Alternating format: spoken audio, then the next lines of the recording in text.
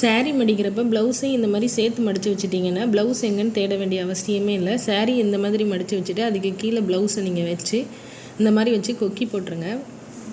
கொக்கி போட்டுட்டு 2 பக்கமும் மடிச்சிடணும் ப்ளவுஸை. இந்த மாதிரி உள் பக்கமாக நீங்கள் ஸ்லீவை வச்சு மடித்து வச்சுருங்க. உள்ளே வச்சுட்டு இப்போ சேலையோட மேல் பாகத்தை ஒரு மடிப்பு மடிச்சுக்கோங்க.